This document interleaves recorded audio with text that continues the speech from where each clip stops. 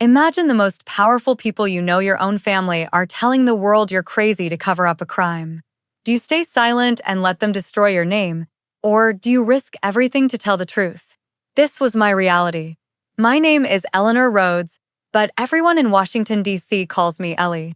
And tonight, I'm about to end my brother's political career before it even has a chance to begin. I was sitting under the hot, bright lights of a primetime news studio, across from one of the most respected journalists in the country.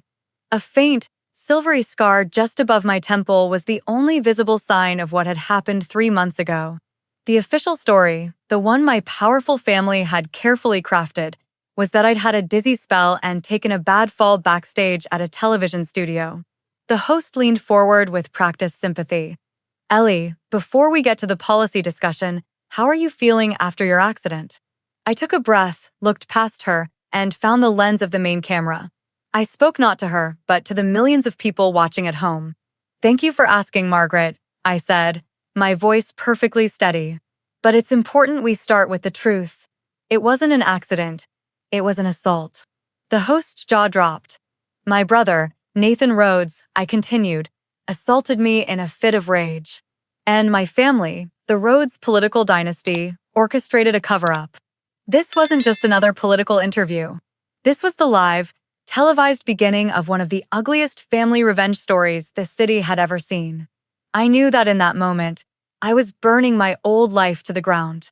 There's a terrifying freedom in speaking a truth that has been forcibly silenced. If you've ever had to find the courage to tell your story, knowing it would change everything, just type my voice in the comments below. Let's stand together. But to understand that on-air declaration of war, you have to see the private battle that started it. It happened 3 months ago, in the suffocating quiet of a green room at a D.C. news studio, moments after a live political debate. I was the lead strategist for a progressive congresswoman. My brother, Nathan, was the chief of staff for her conservative rival. My boss had just wiped the floor with his. When the cameras turned off, Nathan's professional fury quickly turned personal. "You love this, don't you?" he hissed, yanking off his microphone as he paced the small room. "Working against your own family. You always had to be the difficult one, the contrarian. Maybe if our family stood for something better than just power and money, I wouldn't have to," I shot back, gathering my notes. That was the trigger.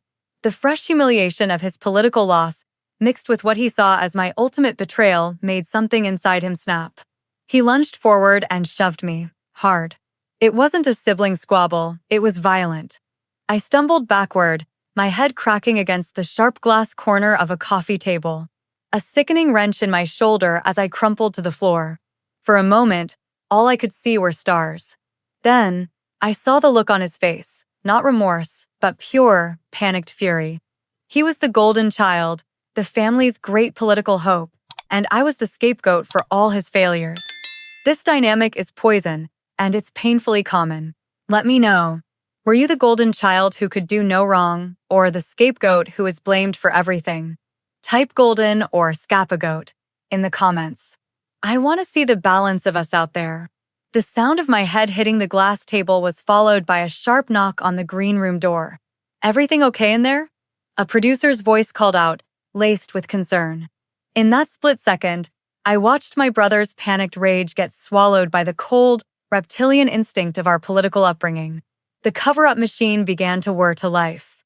He opened the door a crack, his face instantly transforming into a mask of brotherly concern. "She's fine," he said smoothly. "Just got a little dizzy and tripped." My fault, I wasn't quick enough to catch her. Before the producer could react, a new figure appeared in the hallway. Mr. Davies, my father's legendary fixer, a man who had spent 30 years burying the Rhodes family's skeletons with surgical precision. Within minutes, the green room was filled. Davies, 2 network executives, and my father's booming voice on speakerphone. They weren't talking to me, they were talking at me, a suffocating consensus building around me while I was still trying to process the throbbing pain in my head. Davies knelt beside me, his voice a calm, menacing whisper. "Eleanor, for the good of everyone, you tripped. A different story would be catastrophic. For Nathan's career, for your father's legislative work, for you." The network executive chimed in. We all agree it was a simple, unfortunate accident. Dazed, in pain, and outnumbered by powerful men who had already decided the truth, I just nodded. What else could I do? The lie was set in stone before the bruise on my face had even started to form. They weren't just a family, they were a political machine, and I was just a broken part they needed to quietly hide. The official story was a lie, but my body told the truth. At the George Washington University Hospital ER, I sat under the fluorescent lights while a kind, sharp-eyed doctor examined my dislocated shoulder. Her name was Dr. Anya Sharma. She was efficient, her questions direct. So, you just tripped and fell onto a glass table? She asked. Her gaze steady as she gently palpated the swelling around my temple. I repeated the lie my family had scripted for me, the words tasting like ash in my mouth. Yes, I'm clumsy. I just got dizzy and lost my balance. She didn't challenge me. She simply continued her examination, noting the pattern of the bruising on my arm where Nathan had grabbed me, the specific angle of the laceration on my head. After she had reset my shoulder and stitched the cut, she handed me my discharge papers. Your CT scan is clear, she said, her voice professional. But I want you to watch for any signs of a concussion. Then, she did something unexpected. She leaned in closer, her voice dropping to a near whisper. I've been an ER doctor in the city for 15 years, she said. I know what a simple fall looks like, and I know what it looks like when a story doesn't match the injuries. I can't make you tell the truth, but I can make sure someone who can help knows that there's a story here that needs to be told. The next morning, I received a cryptic, encrypted email from an anonymous address. It said only one thing. I'm a reporter. I heard a whisper that what happened to you wasn't an accident. If you ever want to talk, I'll listen. Dr. Sharma hadn't just treated my wounds. She had thrown me a lifeline. Sometimes, in your darkest moment, a single act of integrity from a stranger can change everything. If you believe in the power of one person doing the right thing, just type one person in the comments below. I stared at that reporter's encrypted email for an hour before dragging it to the trash. I was terrified. The thought of taking on my family, a political institution in Washington, D.C., felt impossible. I just wanted to heal, to pretend the lie was the truth, to disappear back into my work. But my family wouldn't let me have even that fragile piece. They must have sensed a loose thread, a potential threat, because they didn't just maintain the cover-up. They launched a preemptive war of whispers. It started subtly, with a post on a conservative political blog, citing sources close to the Rhodes family who were deeply concerned about my emotional fragility and history of dramatic outbursts. It was a classic DC hit job, painting me as the unstable one, the unreliable narrator of my own life.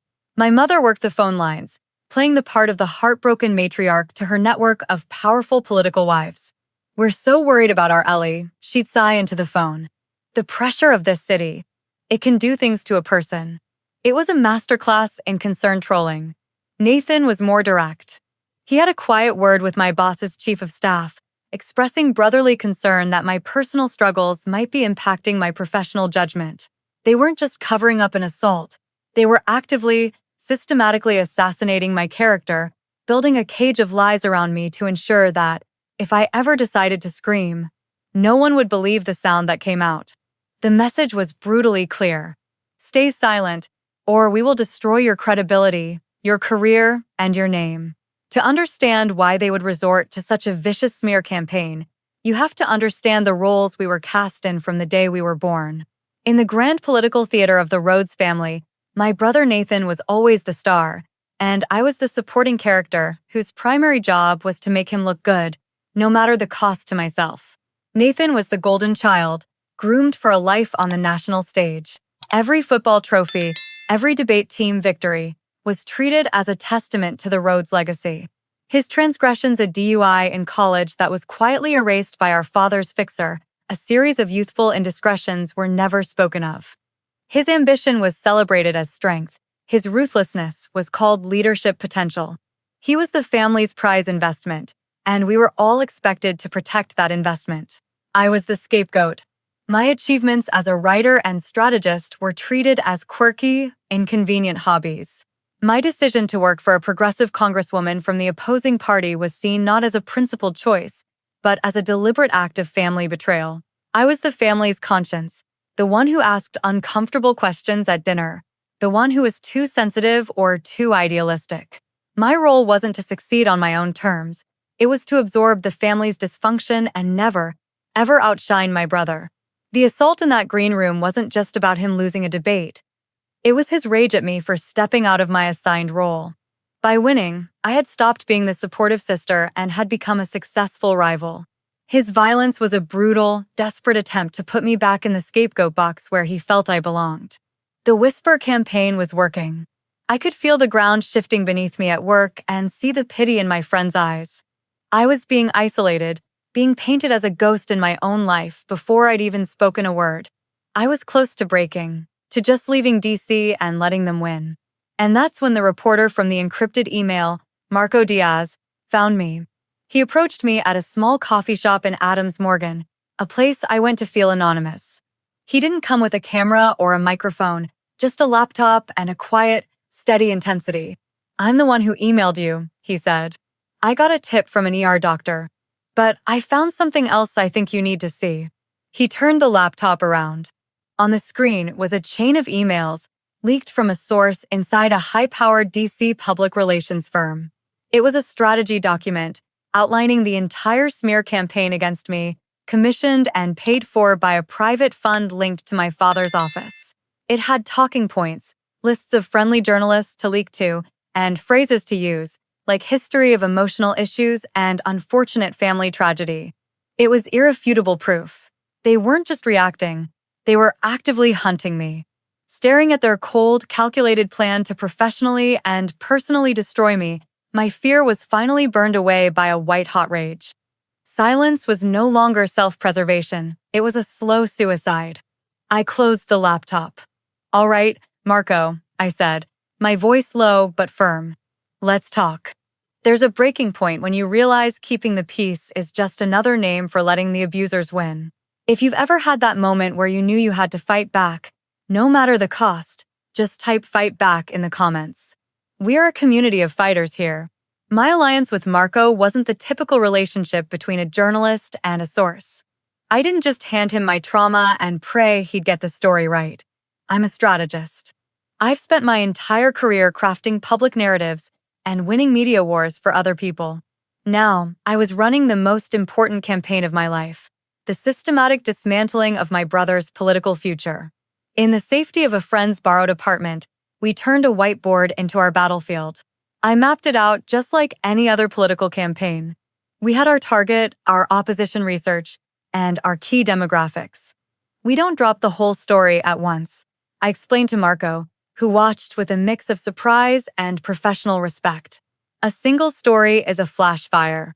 I want a slow burn that they can't possibly extinguish. Our strategy would be a 3-phase rollout.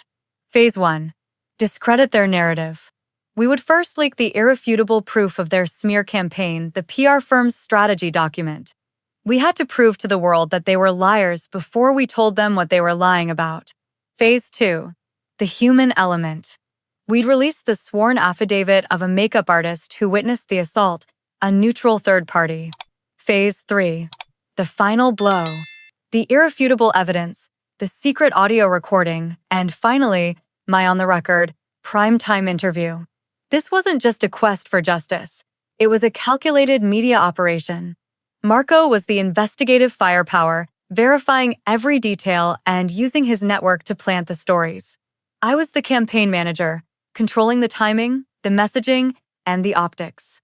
They had started a war of whispers. We were about to answer with a symphony of truth. Our campaign began not with a cannon blast, but with a quiet, calculated leak that was pure Washington, D.C. Marco published the first story on his encrypted, anonymous blog, a must-read for political insiders. The headline was surgical. Exclusive. Leaked docs show senator's office hired PR firm to manage narrative around daughter's emotional instability. He posted the entire strategy document from the PR firm. He didn't mention the assault. He didn't have to. The story exploded within the Beltway. It wasn't a family drama yet. It was a political scandal about a powerful man using shady PR tactics, a story the press could sink their teeth into without hesitation. My father's office issued a weak denial about out-of-context documents, which only added fuel to the fire. A week later, as the buzz from the first story began to fade, we launched Phase 2. Marco published the sworn, notarized affidavit from the makeup artist who had been in the hallway outside the green room. Her testimony was simple and devastating. I heard shouting, then a crash. I saw Miss Rhodes on the floor, injured. I was told by a network executive to forget I saw anything. Suddenly, the out-of-context documents had a very real, very human context. With each leak, I could feel their narrative unraveling and my own truth taking its place. There is nothing more powerful than a folder full of receipts. It's that moment when the evidence starts speaking for you, and it speaks louder than any lie. If you know the satisfaction of having the proof to back up your truth, just type receipts in the comments. Let's celebrate that moment of vindication together. The leaks had cracked their armor, but I needed to pierce it. I needed irrefutable proof from the source itself. I needed Nathan's own words. So, I decided to walk back into the lion's den, but this time, I was the one setting the trap. Through a trusted intermediary, I requested one final reconciliation meeting, letting my parents believe I was buckling under the pressure and ready to negotiate a truce. We met in a private suite at the Hay Adams Hotel, a place of old-world power where they would feel in control. I arrived alone, looking weary and defeated, and wearing a simple brooch that concealed a state-of-the-art recording device. My parents began immediately with their usual blend of guilt and condescension. I let them talk. Then, I turned my attention solely to my brother. "You win, Nathan," I said, my voice intentionally small and broken. "You, Dad, the whole machine. It's too powerful. I can't fight it anymore. I need to understand. Was I really that much of a threat to you?" I baited his ego, the one weakness I knew he could never resist. It worked perfectly. Believing I was finally defeated, he began to gloat. "This was never about you being a threat, Ellie," he said, leaning back with a smug sense of victory. "It was about your disrespect. You embarrassed me. You challenged the family. You needed to be put back in your place. I didn't mean to hurt you that badly, but honestly, you shouldn't have provoked me." And there it was. Not an apology, but an arrogant admission. A confession born not of guilt, but of pride. I had it. The final nail for his political coffin. With Nathan's arrogant confession saved as a secure audio file, I had my final weapon. The slow burn was over. It was time for the inferno. Marco booked me for an exclusive, live interview on the biggest political talk show in the country, the same network where the assault had occurred. I walked into that DC studio, but this time, the power dynamic had completely shifted. I wasn't there as the scapegoat sister to a rising political star. I was there as the accuser, and I had brought my evidence. I sat across from the anchor, the studio lights feeling warm this time, not interrogating. I was ready. I let her ask the opening question about the swirling rumors. Then I took control of the narrative. I calmly laid out the facts, my voice steady and clear. The assault after the debate, the coordinated cover-up by my family and the network's executives, and the vicious smear campaign designed to silence me. I could imagine my father, somewhere across town, screaming at his television, frantically calling the studio to try and cut the feed. "I know what my family has been telling people," I said, looking directly into the camera, speaking to the millions watching. "They say I'm unstable, that I'm a liar. But you don't have to take my word for it." I gave Marco, who was standing just off camera, a single nod. My brother was kind enough to clarify things himself. And then, we played the audio. Nathan's smug, condescending voice filled the homes of a nation. "You needed to be put back in your place. You shouldn't have provoked me." It was a public confession. A political suicide note, broadcast live.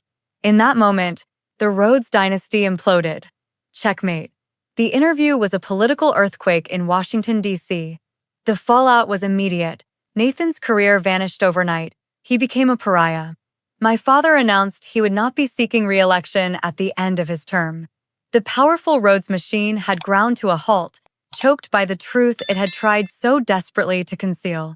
The story dominated the news cycle for weeks, but I didn't stay to watch the fires burn. I had said my piece. It was time to build something new. I left the toxic world of partisan politics behind. The skills I had honed to win elections and craft narratives for powerful men, I now use for a different kind of campaign. I started a nonprofit called the Sparrow Project. We provide free strategic communications support to whistleblowers and survivors of abuse from powerful people. We help them fight back against the smear campaigns, the whisper networks, and the lies.